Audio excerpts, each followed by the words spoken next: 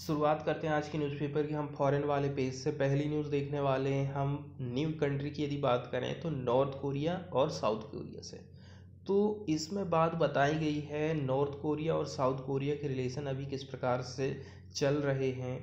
ठीक है, मेनली यदि ओवरव्यू इसका हम देखें ना तो एक तरफ जहां पर नॉर्थ कोरिया ने मिसाइल का परीक्षण किया, तो नॉर्थ कोरिया को लिए ये लग रहा है कि साउथ कोरिया ने भी उसको काउंटर करने के लिए कुछ हथियारों का पनडुब्बी के माध्यम से परीक्षण किया है।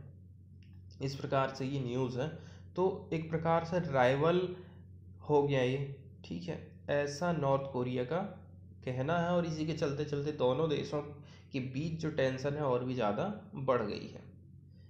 तो हम बात कर रहे हैं north Korean leader Kim Jong Un की जो सिस्टर है ना उसकी। वेडनेसडे के दिन इन्होंने आलोचना करी साउथ कोरिया के प्रेसिडेंट की और उनको धमकी दी कंप्लीट डिस्ट्रक्शन की। किसकी? Bilateral relation after both countries tested ballistic missiles hours apart.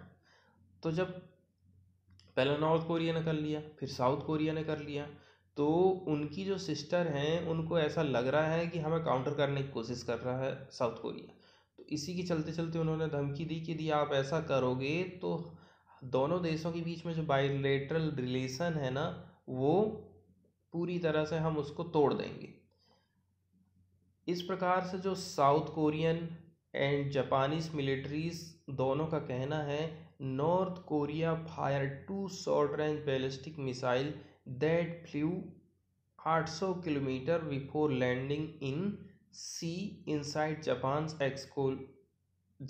का जो एक्सक्लूसिव इकोनॉमिक जोन है। तो ये एक प्रकार से warring development even though they did not reach Japan's territorial water.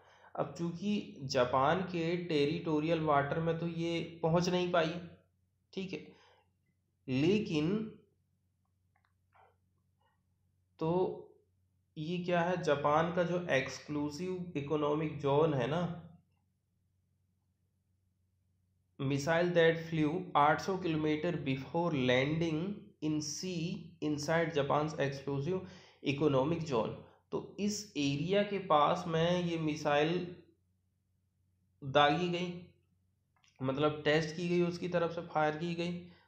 एक प्रकार से चिंता जाहिर होती है यहाँ पर किसकी? जापान की। अब चूंकि ये जापान के टेरिटोरियल वाटर एरिया में नहीं आती है, लेकिन फिर भी एक प्रकार से कंसर्न वाली बात है। ऐसा दोनों देशों का कहना है, साउथ कोरिया का और जापान का। इसमें एक वर्ड आया है टेरिटोरियल वाटर। तो देखो, टेरिटोरियल वाटर का मतलब है, मान के चलिए आप ये कोई कंट्री है, इसके यदि हम किनारे किनारे वाली पट्टी को देख लें इस प्रकार से, ये इतनी चौड़ी पट्टी हम बना दें, ये इसका लैंड वाला एरिया है, ठीक है। तो 3 समुद्री मील मतलब 5 किलोमीटर वाला इतना जो एरिया है ना, ये एरिया कहलाता है टेरिटोरियल वाटर। लेकिन ज़्यादातर जो देश हैं समुद्री संसाधन प्राप्त करने के उद्देश्य से इसकी सीमा को 12 समुद्री मील मतलब 20 किलोमीटर मानते हैं। तो नॉर्मली है 5 किलोमीटर, लेकिन ज़्यादातर जो देश हैं वो कहते हैं कि नहीं, 20 किलोमीटर का एरिया जो है इसके अंतर्गत आएगा। तो ये उसका अधिकार क्षेत्र रहता है जहाँ पर ये लोग, जैसे कि मछली का हो गया और भी अन्य जो बहुमूल्य खनिज हो सकते हैं जहाँ से वो खुदाई कर सकते हैं, तो संसाधन पर इनका हक रहता है। तट से संलग्न समुद्री पट्टी जो उससे लगे राष्ट्र के अधिकार क्षेत्र के अंतर्गत मानी जाती है, ठीक है। अंतरराष्ट्रीय दृष्टि से ये परिभाषित है। और यहाँ पर एक बात ये है कि जो मान के चलो दूसरे देश का जो जहाज है वहाँ से जा सकता है कि नहीं जा सकता उस पट्टी से, तो उस एरिया से अन्य राष्ट्रों के जहाज जा सकते हैं। जैसे कि ये जो पिक्चर है ना, इसमें हम देखने वाले हैं टेरिटोरियल सी बेसलाइन के बारे में। 12 मील की जो डिस्टेंस है वो कहला जाती है टेरिटोरियल सी। इसके बाद 24 मील की जो डिस्टेंस है वो आ जाती है कॉन्टेजियस सी के अंतर्गत। जैसे जैसे आप बढ़ते जाते हैं, जो ये वाला जो लैंड वाला जो एरिया है जो पानी से कवर है ना, वो उसकी आप कहना चाहिए गहराई में आप बढ़ते जाते हो, गहराई में बढ़ते जाते हो और संसाधन आपके हाथ में ज़्यादा लगते जाते हैं। तो टेरिटोरियल 12 मील तक रहता है समुद्र के। जैसे हमारी इंडिया की साउथ की यदि हम बात करें तो यहाँ से यदि आप जाओगे 12 मील तक तो ये कहला जाएगा हमारा टेरिटोरियल एरिया। इससे और यदि आप जाओगे 24 मील तक तो ये कहला जाएगा एक्सक्लूसिव इकोनॉमिक जोन्स। और फिर आता है 200 मील तक का, नहीं 24 मील वाला कॉन्टिजियस जोन होता है और 200 मील तक होता है एक्सक्लूसिव इकोनॉमिक जोन। तो इसके बारे में ही यहाँ पर लिखाना है, sovereign rights for exploring, exploiting, conserving and managing living and non living resource of water, sea bed and subsoil. इतने सारे अधिकार किसी भी देश को प्राप्त होते हैं, ठीक है। कितने एरिया में? 200 मील तक का एरिया यहाँ पर बताया गया है।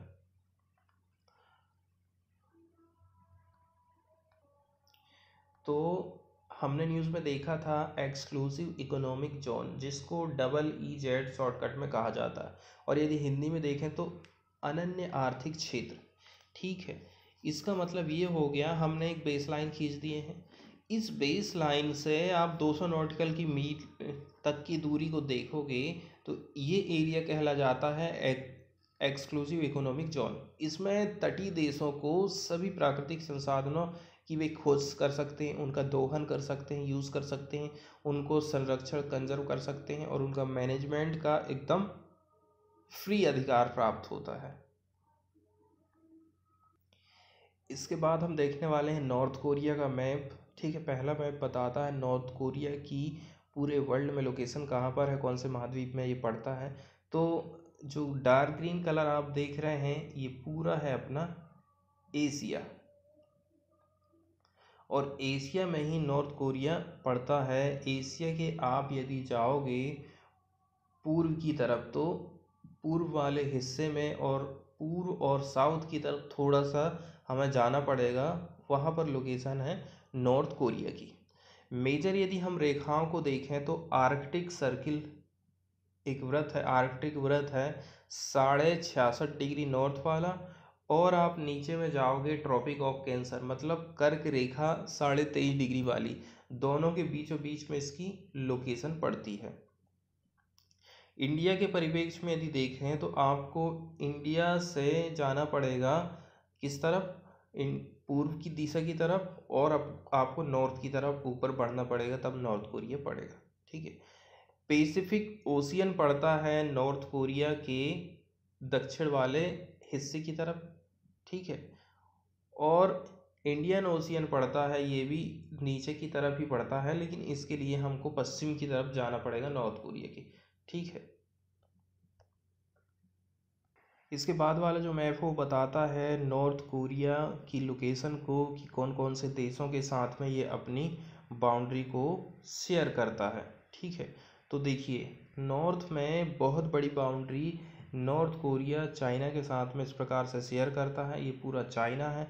और ये तो छोटा सा हिस्सा आप देख रहे हो नॉर्थ की तरफ ही, ठीक है, रसिया पड़ता है इसके। और यदि आप इसके नीचे तरफ में जाओगे साउथ वाले हिस्से में तो साउथ कोरिया के साथ में अपनी बाउंड्री को शेयर करता है, ठीक है। और यदि हम इसकी राजधानी की बात करें तो नॉर्थ कोरिया की राजधानी है प्योंगयांग, जो कि पड़ती है इसके, आप साउथ वाले हिस्से की तरफ जाओगे तो वहाँ पर, ठीक है। और कुछ कुछ मेजर ओशियन हैं, जैसे कि सी ऑफ जापान, इसके पड़ेगा ईस्ट वाले हिस्से की तरफ, जिसको हम कहते हैं सी ऑफ जापान, ईस्ट सी के नाम से भी इसको जाना जाता है। और यदि आप इसके पश्चिम की तरफ जाओगे और साउथ वाले की हिस्से नीचे की तरफ जाओगे तो कोरियन बे पड़ता है, ठीक है। और फिर बाद में वही बात बताई जाती है कि नॉर्थ कोरिया की लोकेशन ईस्ट में एशिया में कहाँ पर है, हमारा जो पूर्वी वाला एशिया है उधर पर ये पड़ता है। North Korea is bordered by Korea Bay, Korea की जो खाड़ी है वो किस तरफ पड़ती है, पश्चिम की तरफ, और सी ऑफ जापान पड़ता है इसके पूर्व की तरफ। चाइना नॉर्थ में अपनी बाउंड्री को शेयर कर रहा है और दक्षिण में साउथ कोरिया अपनी बाउंड्री को इसके साथ में शेयर करता है। पूरे वर्ल्ड में लोकेशन इस प्रकार से आप देख रहे हैं। इसके बाद हम चलते हैं फॉरेन वाले पेज में, और फॉरेन वाले पेज से प्रमुख खबरों को हम देख लेते हैं। तो पहली न्यूज़ हम देखने वाले हैं वो है ट्रिब्यूनल से रिलेटेड है। सुप्रीम कोर्ट ने केंद्र सरकार को कहा है आप जो है 2 हफ्ता के भीतर में जो ट्रिब्यूनल्स हैं उनकी वैकेंसी को फिल कीजिए। ठीक है, तो हम ट्रिब्यूनल्स के बारे में कुछ बेसिक जानकारी देख लेते हैं। ट्रिब्यूनल्स को हम हिंदी में कहते हैं अधिकरण। ठीक है, ऐसा है देखो कि मूल संविधान में ट्रिब्यूनल के संबंध में कोई उपबंध नहीं किया गया है। ठीक है, संविधान में 42वां संविधान संशोधन किया गया। ठीक है, 42वें संविधान संशोधन अधिनियम 1976 की हम बात कर रहे हैं। इसमें एक नया भाग जोड़ा गया था। ठीक है, भाग नंबर ये, इसके तहत का है ये, इसके तहत इस भाग को ट्रिब्यूनल्स का नाम दिया गया। इसमें 2 आर्टिकल बनाए गए थे, 2323 का और 323 का खा। ठीक है, 323 जो है प्रशासनिक ट्रिब्यूनल से रिलेटेड है, और जो खा वाला है वो अन्य मामलों के ट्रिब्यूनल से संबंधित होता है। अब इसमें जो 2 आर्टिकल हम देखे थे, आर्टिकल 323 का मतलब ए जो कि था एडमिनिस्ट्रेटिव ट्रिब्यूनल था, मतलब कि यहाँ पर किस प्रकार के मामलों का निपटारा होगा। ये एक प्रकार से ये ट्रिब्यूनल अर्धन्यायिक है। सार्वजनिक सेवा में जो व्यक्ति लगे हैं उनकी भर्ती और सेवा से संबंधित यदि कोई विवाद हो रहा है तो उसको निपटाने का ही काम करता है। अनुच्छेद 323 बी, आर्टिकल 323 बी की यदि हम बात करें तो कुछ कुछ सब्जेक्ट है जैसे कि टैक्स, विदेशी मुद्रा, आयात निर्यात, भूमि सुधार, खाद्य, संसद, राज्य विधानसभा, चुनाव आदि के लिए जो ट्रिब्यूनल्स है उनकी स्थापना से ये संबंधित है। इसमें एक वर्ड यूज़ किया गया है चेरी पिकिंग।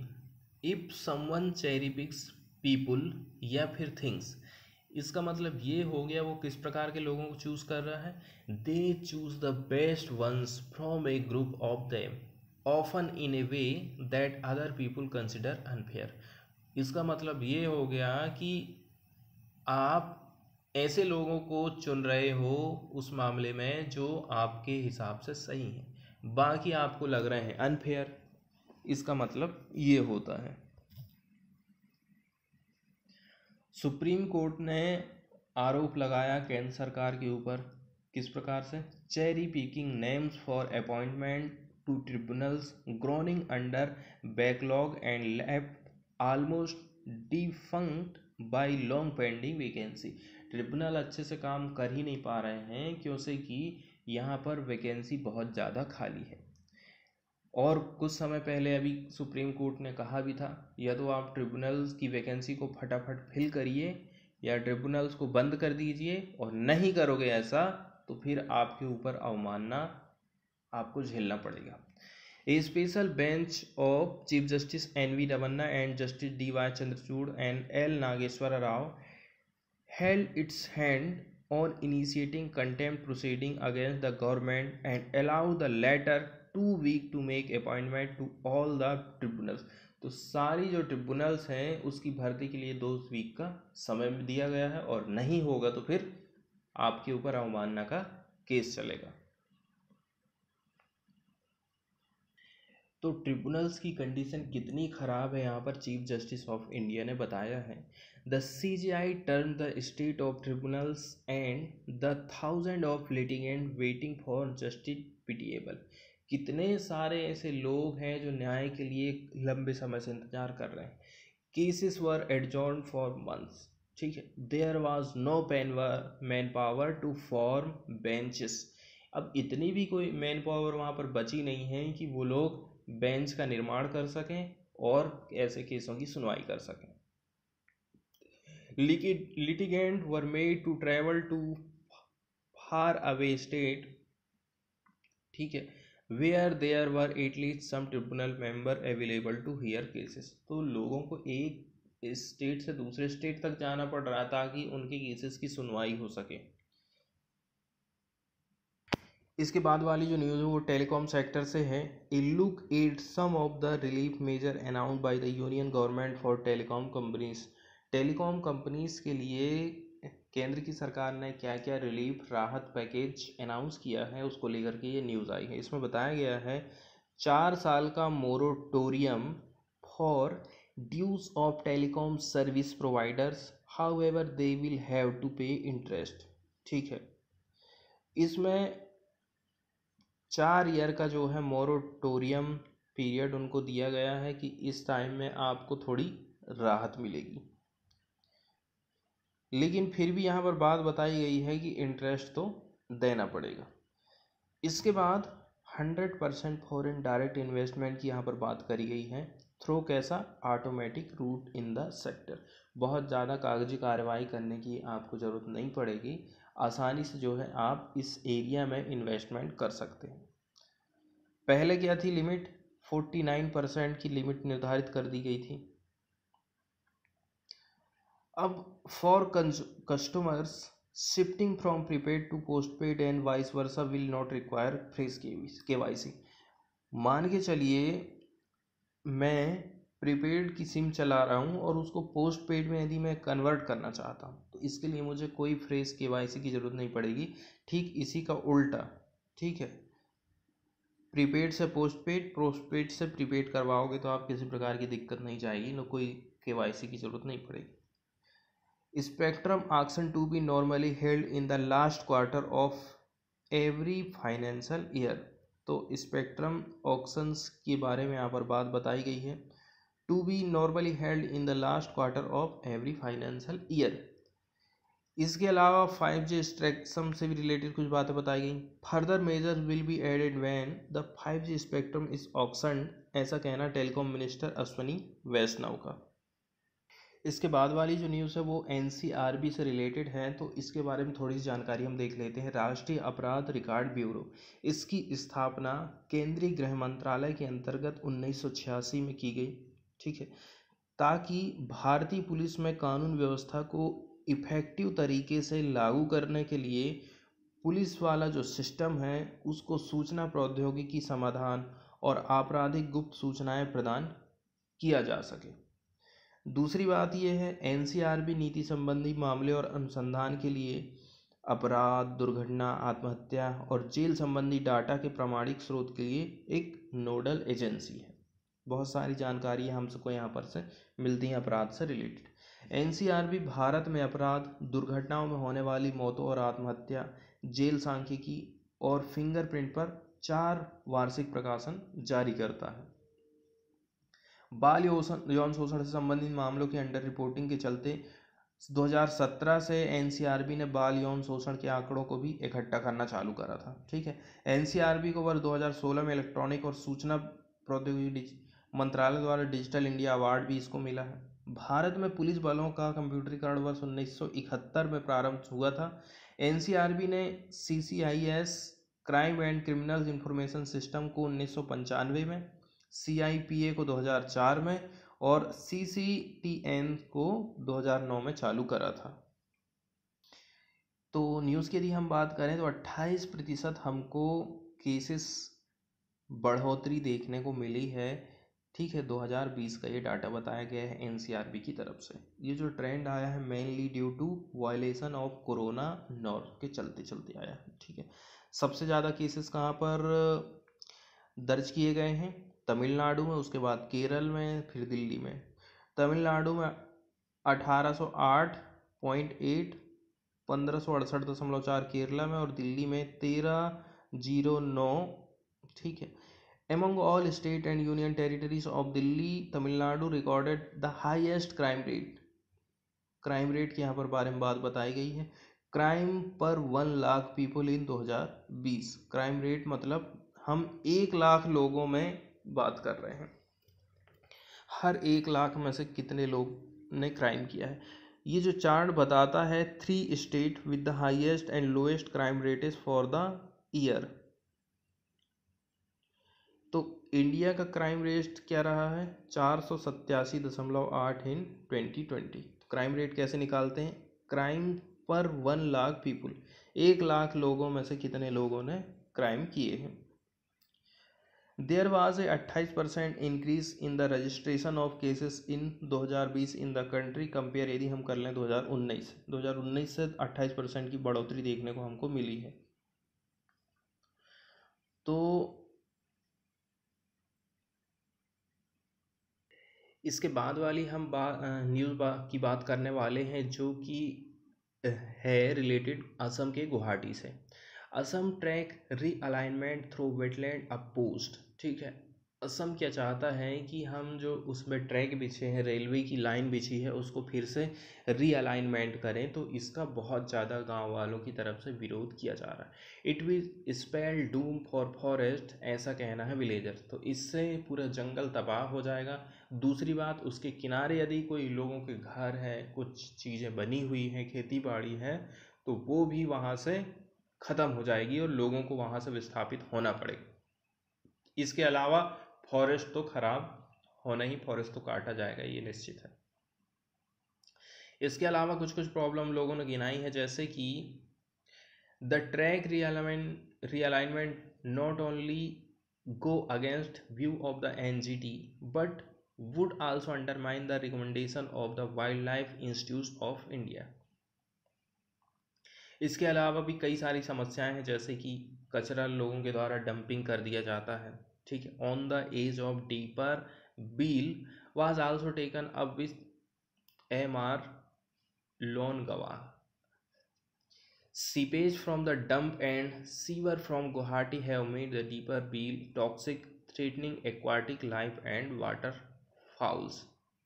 तो यहाँ पर हमें टॉक्सिक्स का रिसाव पानी में देखने को मिल रहा है। तो पानी के अंदर जो जलीय जीव जंतु रहते हैं, उनकी लाइफ को खतरा उत्पन्न हो गया है।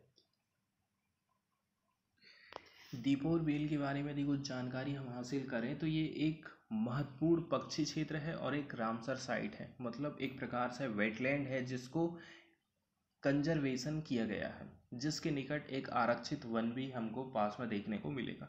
दीपोर बील ताजे पानी की एक झील है और अतिक्रमण के कारण लंबे समय से इसके क्षेत्र में एरिया इसका कम होते जा रहा है। कभी ये 4000 हेक्टेयर में फैला था, अब जो मात्र बचा है मात्र 500 हेक्टेयर में सिमट गया। दीपोर बील प्रवासी पक्षियों की 200 से भी अधिक प्रजातियों का वास स्थान है। 2018 में राष्ट्र स्तरीय विश्व आर्द्रभूमि दिवस का आयोजन दीपोर बील में ही किया गया था। ये जो पिक्चर है ना, बहुत बढ़िया ही सरकार की आलोचना करती है, जैसे कि CAA है, कोई विरोध कर रहा है, नेशनल सिक्योरिटी, इसलिए जेल में डाल दिया। ठीक है, सेडिसन केस क्यों लगा रही सरकार किसी के ऊपर, नेशनल सिक्योरिटी है क्योंकि। ठीक है, jail for senior citizens with health issue, national security है, इस कारण हमने ऐसा करना पड़ा। पेगासस के लिए एफिडेविट नहीं देना है क्योंकि नेशनल सिक्योरिटी का खतरा है। Crackdown on protest, national security. सबका एक ही सॉल्यूशन है, नेशनल सिक्योरिटी। ठीक है, ऐसा सरकार कहती है। इसके बाद वाली जो न्यूज़ है वो है संसद टीवी की लॉन्चिंग से रिलेटेड। ठीक है, प्रधानमंत्री मोदी के द्वारा ये संसद टीवी की लॉन्चिंग की गई है। तो कुल मिला के अभी ना लोकसभा टीवी और राज्यसभा टीवी चलते थे, 2 चैनल चलते थे फ्री वाले, आप DTH में देखोगे तो। अब दोनों को कंबाइन कर दिया गया है और उसका नाम रखा गया है संसद टीवी। काफ़ी टाइम पहले ये चर्चा चल रही थी कि दोनों को जो है कंबाइन किया जाना चाहिए, क्योंकि वैसे भी तो 24 आवर्स अलग अलग कार्यक्रम तो होते नहीं हैं।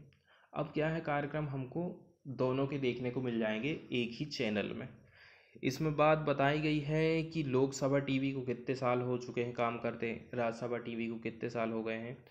The Lok Sabha TV which was the brain child of former speaker Somnath Chatterjee has been functioning for 15 साल से, और राज्यसभा टीवी काम कर रही पिछले 10 साल से। तो थोड़ा सा एडवांस रूप में है राज्यसभा टीवी।